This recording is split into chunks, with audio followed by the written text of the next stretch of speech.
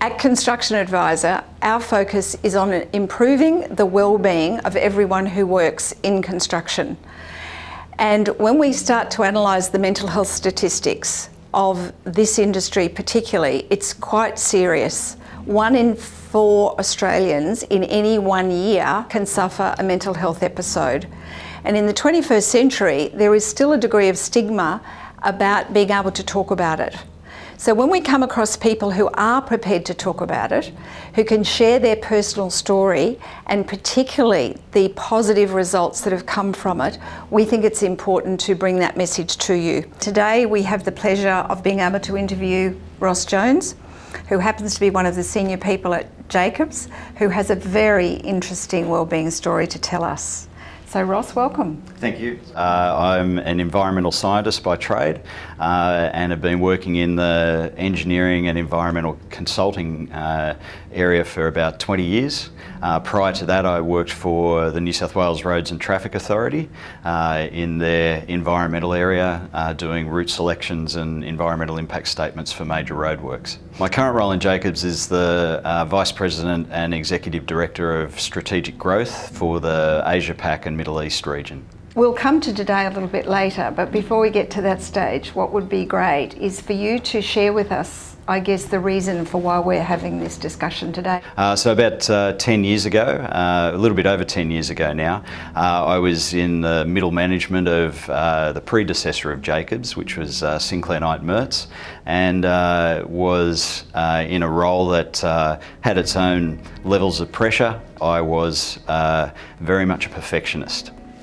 And when you're a perfectionist to the extreme, it certainly puts a very big burden on your mental health. So certainly my experience was that I couldn't see any positives. I didn't know why I was feeling the way I was feeling. And everyone I talked to just pretty much said, you know, get over it, get happy, you've got a great life, so suck it up. So it all came to a crescendo one morning when I was meeting up with some mates before work, and I wanted to sit down with them and talk over what was going on in my head, and for whatever reason I just turned into a blubbering mess. When I got to work, it was like the hard disk in my brain just stopped and I couldn't even type in my password. And thankfully I'd been doing some work on helping with the not-for-profit set of counselling centres, and I thought I've just got to get to the cottage counselling centres. So I drove there and was fortunate to be put straight in with a great counsellor, Nikki. And she was able to go through some questions with me and establish that I was suffering what was called a major depressive event. In colloquial language, it's a nervous breakdown, and she was able to get me to a GP and who was able to prescribe me with some medication. So when all this happened, how would you describe the reaction of your wife and family? What was going on with them when this was occurring? Well, thankfully, Nikki, the counsellor, called my wife, and she came down to the counselling centre, and she was a bit upset, in a bit confused, in a bit of a mess, trying to be the person keeping it all together, and was thankfully the one who was listening to Nikki with what was going to happen over the next couple of weeks, certainly as things became more acute. So, and when you said your wife came down and she was obviously upset, did she indicate afterwards that she had any idea that this could have been a possibility? She knew something was up, and I'd been talking to her about something being up, but we both didn't suspect depression. We both thought that I was an extrovert, and extroverts didn't get depressed, but they actually do. After about 2 weeks, I was able to get back to work, and then it was probably about 12 months of counselling and on medication before I felt like I was operating at 100%. And were you surprised at how long that took? Yeah, I was. And it was interesting, a friend of mine asked me after about 12 months, did I ever think about depression? And I said I gave him an answer that I still give today, which is every day I think about it. It's a major event a major issue or event that people go through in their lives, and your life is sort of defined by before and after that event. Given that this experience has had such a significant impact on your life, Ross, what kinds of lessons do you feel you've learnt so that both for yourself and for others they may be able to vicariously learn from your experience? For example, do you find that you're checking yourself more regularly? Well, I do a check-in every day, if you like, on where my head's at, and I also look for physical signs. So I know that when I did go through that depressive event, I had certain physical signs, whether it be ears burning or tingling in fingers, that gave me a signal that I wasn't quite right. I also found it important to engage in regular physical activity. It's a great serotonin booster, so that's been great and good for fitness as well. And also to have some interests outside of work where you're actually serving other people. So getting the focus off yourself or off myself has been a really useful thing as well. I think in our earlier conversation you mentioned how supportive the organisation was. What difference did that make, that when you were actually ready to come back to work, that you felt you were in an environment that would be sympathetic to the situation and assist you in the process of healing? Fortunately, I had a boss who was just magnificent at the time. I rang him up and told him what had happened, and he was very supportive, called up on me while I was away almost daily, and then in the period coming back to work, had a sort of back to work plan that was manageable and that took into account where I was at.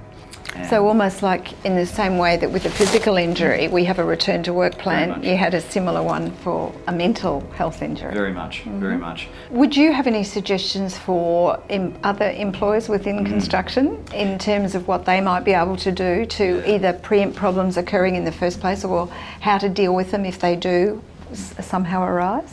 Jacobs has been on a bit of a journey for the past 10 years or so, coincidentally, and we started off very much looking at raising awareness about mental illness, and we started that off because we spent a lot of money on protecting our workers' physical safety, but we found that the incident that was taking people the longest to get back to work was stress-related mental illness. A key turning point was when we stopped thinking about, is it our fault that people are suffering from depression, and we just realised that whether it's the work environment or whether it's issues outside of work, they're still our people, and if they were suffering from a physical illness, we would help them. And that was a big change, and so we became much more proactive then, and really looked at ways to help our staff, acknowledging that they were going to suffer from a mental illness at some stage. The stats are that Australian adults, 1 in 4 or 1 in 5 are going to suffer a mental illness at some stage in their life, so why would we be any different as an organisation? With the help of MediBio, we did a voluntary survey of our staff, and it's confidential. None of the information came back to us other than the statistics. And what it turned out was, out of 1,000 people who volunteered out of our 4,000 staff, about 25% of those people were in the clinical ranges of depression or anxiety, which it reflects society. Yeah, it does, you're right.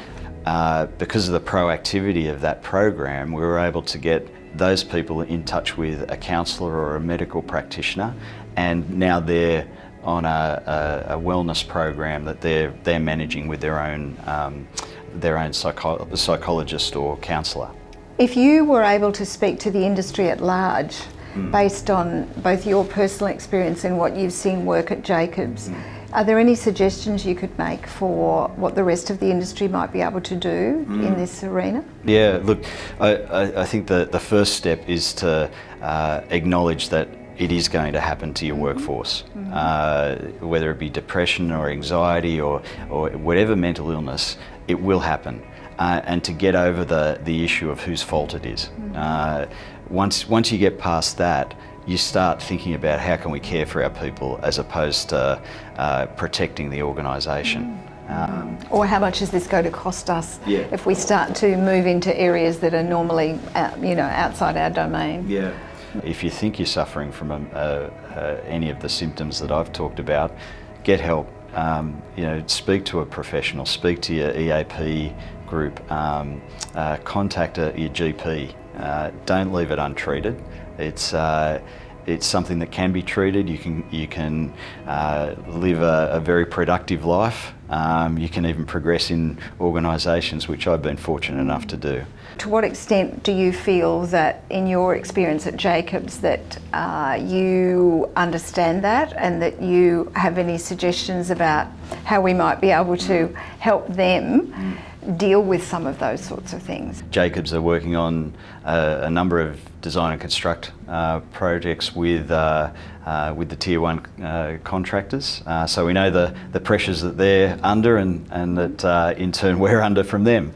I think certainly we're discussing with some of the Tier 1 contractors and clients about using something like the mental health check-in to provide an opportunity for workers to be able to see where they're at from a mental health perspective, and then proactively be able to try and do something about it as well.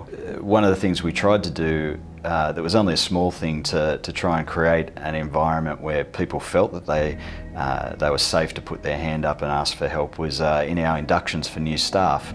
We make a point of talking about our organisational attitude to mental illness, and that it certainly won't be a career killer. If people need some help, we'll be there for them. That's wonderful, and it's really heartening because, as we said before, that's what our focus is to help people in the industry do what they have to do more effectively, more enjoyably.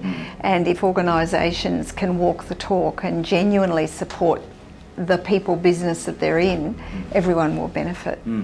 Thank you for your time, Ross. It's such a great story because look at how well it's ended. So if we can help anyone else out there to, listen to the message and act on it, that would be wonderful. Thank you. Okay, very nice to have you.